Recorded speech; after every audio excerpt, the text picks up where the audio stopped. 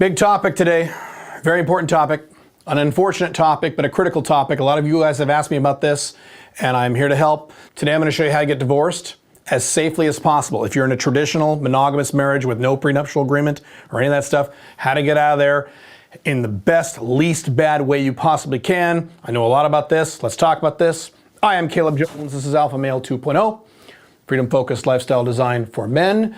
If you're new to the channel, be sure to subscribe. We do 5 videos a week here on how to make both your business life and your woman life more free, because you need both. By the way, we are doing an online drawing giveaway for one of my online courses right now. This is my course on how you can create your own location-independent income. It normally retails for $1,400, and you could get it for free. All you need to do is be a subscriber here at YouTube, like this video, leave a comment. And every 2 weeks, I will announce the winner at the YouTube community section of this YouTube channel. Okay, how do you get divorced in the least bad way possible? I can't tell you how to get divorced in a great way, because divorces suck. And I went through this myself many years ago now, thank God. And so this is something I know a lot about. I have coached a lot of guys through this process, and it's a terrible process. It's not fun, but the rewards are oh so worth it. You will be, once it's all over with, and it'll be a pain in the ass while you go through it, but once it's over with, you will be so happy you won't believe it. It's awesome. So it is worth the pain, trust me.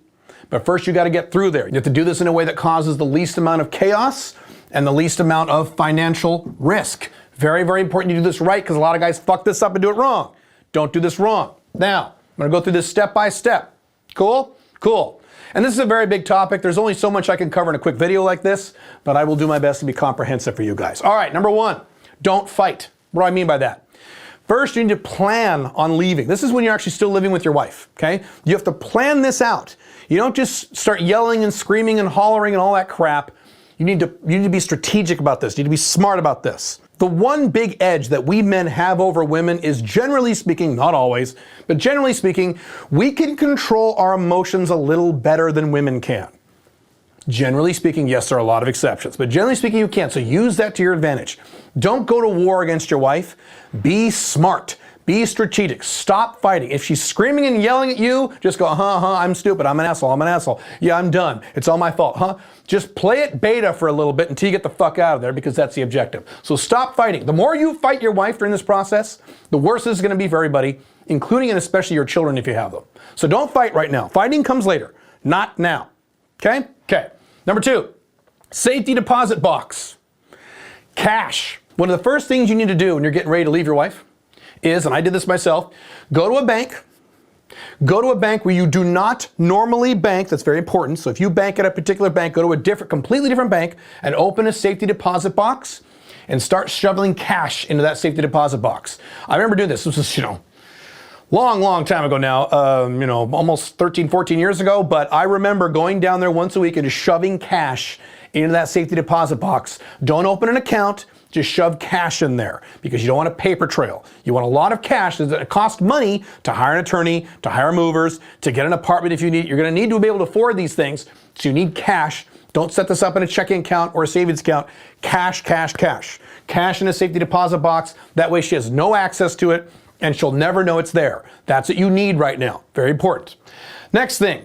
The very next thing you need to do is set up a mailing address, because during the legal process of the divorce, you're going to need a way to receive mail, and you don't want to receive it at your house where she can intercept it, especially if you move out of that house and she controls the mail. A lot of guys don't think this through. So if you live in the United States, you can go to a UPS store, all these little postal annex type places where you can buy a post office box. You can use the post office, your local post office, and get a P.O. box there. It's just temporary. You're not going to use it forever. Just use it for about a year or 2. But you need a separate active mailing address. Cool? Get that set up. In your name only, of course. Get it done. Cool? Very important. While you're still saving cash in your safety deposit box.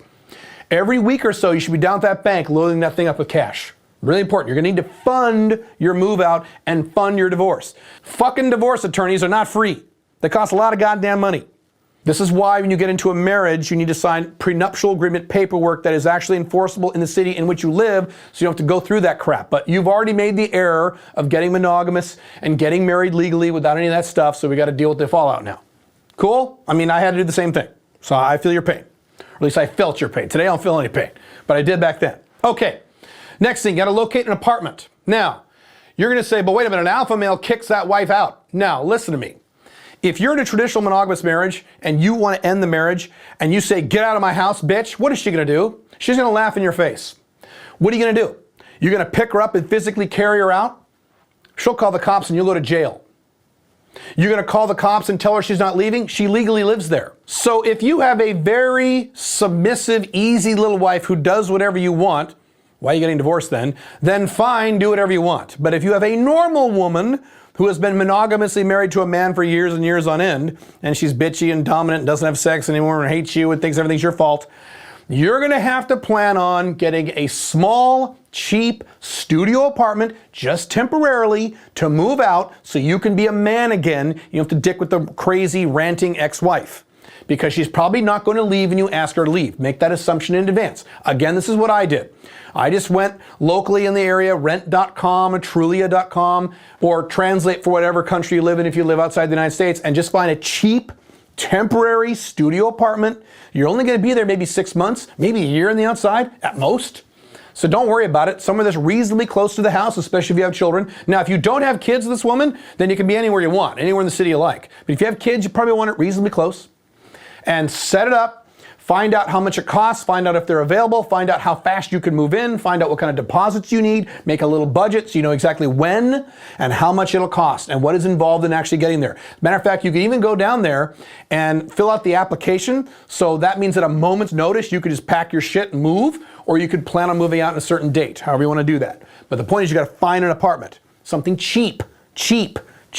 Now, if you have a very high income, you can find a nice apartment. But if you don't, something cheap, because you're going to be maintaining 2 households for a while. Kind of expensive, again, especially if you have kids. So you want to keep this shit on the cheap. And again, this is temporary. I spent, let's see, the bulk of 2007, so I don't know, 8, 9, 10 months, in a little studio apartment. Actually, it was a 1-bedroom apartment. And I didn't even have a bed. It's fine. And I got laid. I dated women. It was fine. Not a problem. So, next one. You need to line up movers and an attorney. Both. So you need to find movers, unless you're going to move your own shit. I doubt it. If you have a bunch of buddies who can help you who are very, very reliable, fine. If your buddies are iffy, pay them money and hire real movers. That's what I did. Then you know it'll get done correctly. That's what this cash is for, to pay those movers. Find out how much you have to move. Also, by the way, what you should do when you're planning this out is you should go through your whole life. I've talked about this in one of my books, one of my older books, and clean out your life. Get rid of all your old clothes, all your old crap, go through the garage, get rid of all the junk, clean everything out. And if your wife asks you what you're doing, say, I just want to do some spring cleaning, I got too much crap, I want to clean things up around here. Get it to the point where you don't have to move a lot of stuff. See? Method to the madness. You also need to line up an attorney. Find an attorney. If you have no idea where to get started in finding an attorney, the best place to find an attorney, you want a divorce attorney or family attorney. That's what you want for this kind of thing. The best place is if you know someone else who's gotten divorced who liked his result. If you don't, and get his recommendation. If you don't have that, you need to contact your local bar association or the equivalent in your country if you live outside the United States and ask them, I need a divorce attorney. I need someone who specializes in divorce attorney, someone with 10 years plus experience. More is better. And they'll give you 3 names and you can call all 3 of those guys, interview them on the phone, pick your favorite one and go talk to that person and get him rolling. Actually, you want to start to get the legal process rolling now. You don't need to wait to move out. Get it rolling now. And again, that's what this cash is for, to pay the fucking attorney. The blood-sucking divorce attorney who make a lot of money on people's stupidity because monogamy doesn't work. All right, next one. Number 6. As you're going through this process, you want to quietly separate your finances from her. Most likely, if you're the typical married guy, you have a bunch of checking accounts, savings accounts, investment accounts that have both your names on it. What you're going to have to do is set up your own accounts, either at the same bank or a different bank, that's kind of up to you, with just your name on it. Start operating under those accounts and start utilizing those accounts. We're making a separation here. You have your own mailing address, you have your own stash of cash, you have your own checking accounts. You need to start breaking this stuff away. Slowly, quietly, carefully, no big deal. Don't make a big deal out this. Don't go to your wife like a lot of guys do and say, I'm setting up my own account because you're a bitch. Shut the fuck up. Be a ninja. First rule of Fight Club is you don't talk about Fight Club. First rule about divorcing your traditional monogamous wife is you don't talk about it. Be smart. Control yourself. God damn it. Okay, next one. Move out. Move out. Set a date and move out. You have all this stuff ready to go in place. You've got movers lined up. You've got an apartment lined up. You have a stash of cash. You can operate with your finances. You have a mailing address. You're covered now. You're all good to go. The last thing you could add to this maybe is you could get your own cell phone. Maybe that might be valid.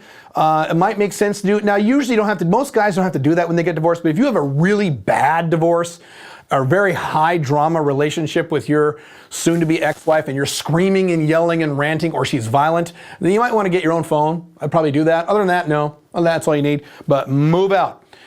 Obviously, you want to move out when she's not home. This is what I did. So I waited to make sure on a day I knew she'd be gone for at least 4 hours, scheduled the movers. As soon as she drove out, movers came in and I hauled ass, which means you need to pack the night before. So if you've got a limited window of time to move out, quietly as you can, pack as much as you can the night before without her getting too suspicious. And then when she's gone, move out. And that way you have to fight and scream at your wife who's ranting and screaming and saying, how dare you move out? I'm going to destroy your life and take your kids. I'm going to throw your clothes on the lawn. You don't want to go through that. Again, don't fight. Don't fight an angry, irrational woman at this point. That's not smart. What's smart is happiness and effectiveness and streamlining your life. That's what we're doing here. So move out when she's at home. Get that done. And I'll be honest with you. I didn't cover the emotional aspects of this stuff. That's the hardest part. It's going to be hard. It's hard to get divorced. It's hard to move out. Especially triple that when you got kids. Triple it again when your kids are little. It's not good. It's not fun at all. I went through it. And it was one of the worst days of my life. I didn't like it that day. I didn't like it. My daughter cried. It was shitty. It was terrible. Didn't like it. Had to be done.